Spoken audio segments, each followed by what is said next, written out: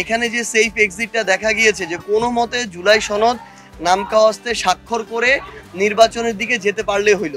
এদের সংস্কার হোক আর না হোক, জুলাই সনদের আইনি ভিত্তি থাকুক আর না থাকুক, পরবর্তীতে নির্বাচিত সরকারে সেটা বাস্তবায়ন করুক আর না করুক, তাদের কাজ কোনো মতে স্বাক্ষরটা করে যেতে পারলে হইল। অন্তর্বর্তীকালীন সরকার একটা জুলাই সনদ স্বাক্ষরিত করবে, তো সেই জুলাই সনদ স্বাক্ষরিত করার যে অনুষ্ঠান, মানে এনসিপির কথা বাদই দিলাম, সেখানে তো প্রধান অতিথিদের কাতারে বা সামনের সারিতে জুলাই যোদ্ধা, শহীদ পরিবার তাদেরই থাকার কথা ছিল।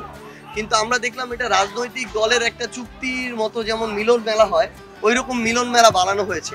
না এখানে জুলাই যোদ্ধা কিংবা শহীদ পরিবারের জন্য ওইরকম কোনো মর্যাদার আসন আছে, না কোনো ব্যবস্থা আছে। এমন একটা পরিস্থিতিতে এটা যদি তাদের নিজেদের ক্ষোভ তৈরি হয়, ওই ক্ষোভের বহিঃপ্রকাশ আমাদের মনে হচ্ছে সেখানে দেখিয়েছে। কিন্তু এটাকেও অন্তর্বর্তীকালীন সরকার প্রশাসনের মাধ্যমে হোক বলেন আর নিজেরাই বলেন, অন্যভাবে ডিল করতে পারত। কিন্তু তারা যেভাবে সেখানে লাঠি চার্জ করেছে, টিয়ার শেল ছুঁড়েছে, রাবার বুলেট ছুঁড়েছে, এগুলো আসলে খুবই অপ্রত্যাশিত এবং দুঃখজনক। এবং এই কালচারগুলো আমাদের যারা জুলাইয়ের যোদ্ধা ছিল তাদের সাথে কোনোভাবে মেনে নেওয়া যায় না।